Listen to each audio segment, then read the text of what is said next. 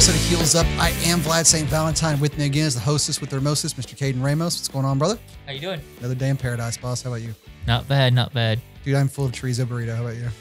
Yeah, that was a good burner. We're back today reviewing King in Black 3. This issue especially was pretty action-heavy issue and probably one of my favorites so far. Now, it's the latest issue out, so I'm sure there's plenty more to go, but I absolutely love this issue. We got the introduction of Thor to the battlefield, and Dylan finally takes the field himself. Yep. So we got a lot of just beautiful action scenes in this one. The artist really got to just go wild. And I thoroughly enjoyed this issue. Probably my favorite one so far. But we start with a monologue, kind of reviewing the despair of what's going on and talking about the balance, equal and opposite between the forces of light and dark. And that there is a god of light out there who gives Dylan his powers, who's the opposite of Null. But he can't get through right now because the world is encased in Null's darkness. And we don't know who the person monologuing is. And that's going to be the big reveal. That's our sting for the end of the book. And damn it, it's good. Yeah, it is. And they throw you off a little bit there because then they introduce Thor in the middle of the book. And you're like, oh shit, it was Thor. Nope, it's not. But during this monologue, everything's just going to shit. And we see, it talks about all the pain and all the light being snuffed out in the universe. And through it all, the pain of one fatherless boy. And it shows, Dylan crying over his, dad. And we cut to the Invisible Woman and Blade and his army of vampires trying to hold back the symbiotes. And the Invisible One's like, damn it, Reed, get him on the field now. We're losing, we need help. And Spider-Man's there over Dylan, he's there over his dad's dead body. He's like, hey man, if you don't want to do this, I'll support you no matter what. It's like, Dylan's like, no, I want to hurt something. He's like bleeding, bloody symbiote tears and has the Null eyes. Yeah. And it's like he gets all nullified and he's ready to go. He's ready to kill somebody. Man, a pissed off kid going through puberty who just lost his dad. You bet he wants to wreck something. He wants to see the full extent of his powers. And we get some, he takes the battlefield with Spider-Man and Wolverine backing him up. And immediately he's faced down by nullified Captain America, who throws the shield at him. And he just catches it one hand. It's like, thanks, I need this. And then just blasts the symbiote off of him, just epic scene. Of course, that brings back Captain America, who's, a little discombobulated, but hey, he's back on the team, I suppose. Yeah. Once he gets his wits about him. And after that, it shows that Null does take a pretty big hit from that. And you realize this Dylan's on the field and he's like, oh, now you're here to play. Well, yeah, when Dylan blasts Cap, he's like, I know you're connected to him. And I hope this hurts. And sure enough, you see him rasping his hands in pain. Yeah. But that, of course, shows Null where he's at. And Null sends his little hand down to grab him. And as soon as the hand goes for him, boom, boom, there's our Thor intro, man. The lightning strikes and the God of Thunder makes his presence known. And him and Dylan are just fighting back to back, just, blasting symbiotes off of people. Great couple of panels. Yeah. The back-to-back fighting, and then you get the monologue again. And that's when you realize, oh, it's not Thor, it's somebody else. Cause it talks about the two warriors knowing they're going to die, but they're going to fight anyway. Yeah.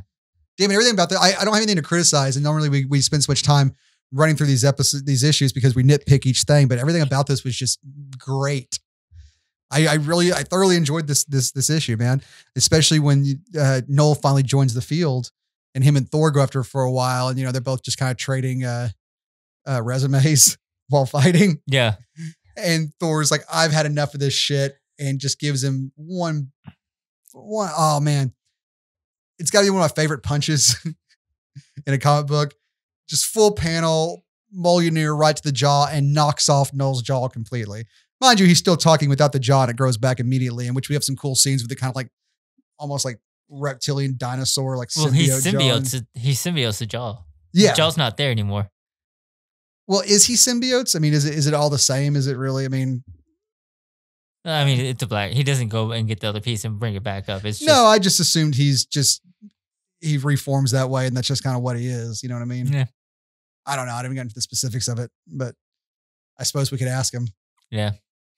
You first. I'd rather ask Roman Reigns instead of just sit at the table. Nah, if symbiotes can actually help your body and make you stronger and stuff, I'm all down for it. Well, Eddie Brock lost a hand during Venom Island. I think the symbiote kind of regrew it, if I remember correctly. I think so. Hey, why not? Symbiotes can masquerade as people indefinitely, as we've seen with Rex. What's his fucking face? Tyrannosaurus Rex. Yeah, I can't remember the guy's Strickland. Rex Strickland. You want to say Colston or whatever. They don't know why. Reggie, I love your TLC shirt you're wearing today. Oh, thank you. You'll see it in the next Maximum Carnage episode. Don't burn anyone's house down. I can't make that promise. I'm still sad we didn't get a Left Eye album. Left Eye solo album would have been great. Oh yeah, would have been like Alicia Fox having an album. So after Noel gets his jaw off, they just ramp up the insanity from there though, because he's pissed. He wakes up the Celestials and he's like, "Your world's gonna burn for this." He stabs Thor through the back, with his giant symbiote sword that he has, and it makes reference to the All Black, which I don't know much about the All Black. I know there was some references to that in the King Thor, where he fought a creature that possessed the All Black. It was kind of almost his undoing. Yeah, it's one of the dragons that was, I guess, patrolling the worlds that Thor ends up killing. But he puts Thor down, at least, he's like, "Your world's going to burn for knocking my jaw off." And he wakes the Celestials up and they just start, laser beaming. Yeah. It totally War of the Worlds and the whole thing, And it's just, again, the insanity ramps up because here comes Tony Stark, extremist symbiote Tony Stark, riding the extremist symbiote dragon. And he flies the dragon into the Celestial and the symbiote takes over the Celestial and Tony Stark pilots it like a mech. And in his own words, we're going to play Rock'em Sock'em Robots, and he punches the other Celestial with the Celestial he's controlling. That sentence and like that description I just did, it's one of the most awesome things I've ever described. And the Iron Extremist Sentinel. And I thought Pacific Rim was epic. I want to see that in film now. Yeah. I want to see Robert Downey Jr. piloting a symbiote mech. Yeah. Symbiote Celestial. Yes, that's exactly what I want to see. All this fighting's going on. Thor's going down. Nola's taking Dylan. And as Thor is, about to, I guess, pass out or whatever with a sword through his body, he sends the Odin's ravens. He's like, "Go find him." And that's when we get our final reveal shot with the ravens guiding the Silver fucking Surfer back, the man who's been monologuing this whole time. He's like, the god of light, the one who gives Dylan his powers, can't break through Noel's shadow. But I can, and I'll bring the light through with me. And it's like, yeah, you get it, Silver Surfer. I'll forget all about that second Fantastic Four movie and just remember how awesome you were. Oh, that was Doug Bradley. Is that his name? Doug Jones. Yeah. You dare talk shit about Doug Bradley? No, Doug Bradley's Pinhead. My bad. Doug Jones is Abe Sapien and the Baron in What We Do in the Shadows. Oh yeah, and he's don't talk shit about him either. Then Pan, and also in Pan's Labyrinth, he's also the eyeball monster. Man's done so much. I thought that was Mitch McConnell, but no, this is a great issue. So, do you think they're gonna bring in Galactus for the final couple of issues? The question is, where the hell is Thanos? Where the hell are the his people? If Noel's taken over the Celestials and all sorts of things. I mean, they even mentioned, where the Infinity Stones are, where aren't they in play and things like that. So I don't know at this point in time what has been done away with and what hasn't, what storyline we're in, what is canon and what isn't at this point, So I don't know what's going to be in play. I imagine that, if you're trying to bring things back to what happened in the movies recently, then the Infinity Stone should be somewhat in play. At least a few of them, possibly. Yeah. So maybe it'll come to that. Maybe we'll get, some more outside help, bringing in like Guardians of the Galaxy and other things like that into it.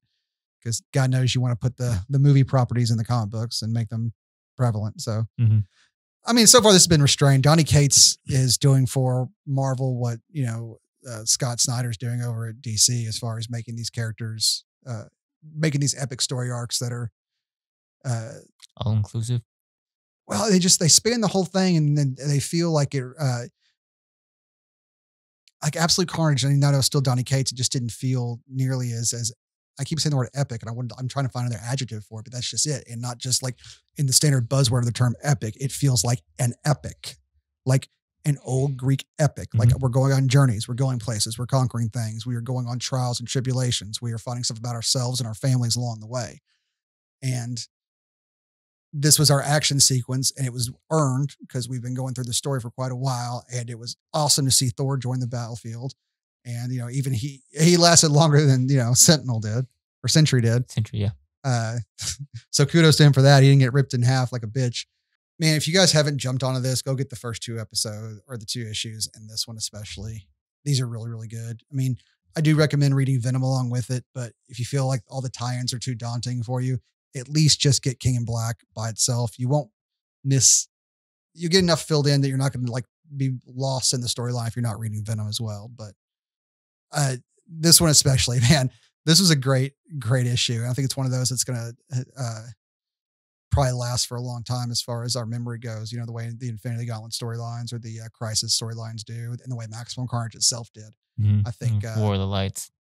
The War of the Light. Yes, yes. Every now and then, like every 10 years, 5 to 10 years, we get a story arc that actually sticks with us in our mythos and goes with us into, you know, those are the storylines that end up staying around and being used later on. Like Killing Joke, even though it didn't really tie in anywhere else, Oracle being Oracle still went on and for quite a while, or Barbara becoming Oracle and being shot, and being paralyzed. So they're those just those things that end up sticking with us. And I definitely think Null is going to be one of those things. And this issue especially is, I mean, we've been talking about Maximum Carnage also on the channel, and I love Maximum Carnage, but a lot of that action is just confusing. It's just a jumbled mess. If you throw all the characters on one panel and mix them all up with an explosion in the background, you're not really sure what's happening from panel to panel. You just kind of get the gist of, okay, they're winning, they're losing. Whereas this is very clear as far as what's going on in the action. There are so many panels in this you could just take and cut out and make into a poster and put on your wall. You know what I mean? There's a lot of those that could just be splash panels on their own that would just be wonderful pieces of art and look epic and strong and tough and really capture the struggle and personify the struggle of our heroes against the ultimate evil. So, well, the artist who drew the art for this. So, of course, now I got a variant cover over here that doesn't have the shit on the front of it, and I don't feel like opening it up. But I'm sure one of us will look it up and put it on the screen. I don't know. This has been one of my favorite ones so far, and probably one of the better Carnage or Venom comic books I've ever read. I'm going to put it up there in my top 10. Yeah, it's really good, and I really can't wait to see what the world's going to be like after Null gets defeated, hopefully. Or they go full year of the villain and just everything changes. Yeah. But with all that symbiote goo covering Earth, there's got to be. There's probably going to be some cleanup that's going to be some ramifications that are going to carry on. I mean, we talked about the Black Tide and Namor and, you know, them waking them up and Dracula and the vampires. Yeah, but I mean, well, the Black Tide specifically, they say that, you know, getting them back to sleep is going to be a pain in the ass. And it's like, well, we'll deal with that later on, which we speculate it might be the next story arc for Namor after this is over, trying to put them back to bed. But does Namor have his own comic? Does anyone read Namor? Yeah. News to me. The 2 tie-in issues that so far have been kind of like backstory leading up to the Black Tide. I heard they're kind of prequels, Yeah. All right. They're okay.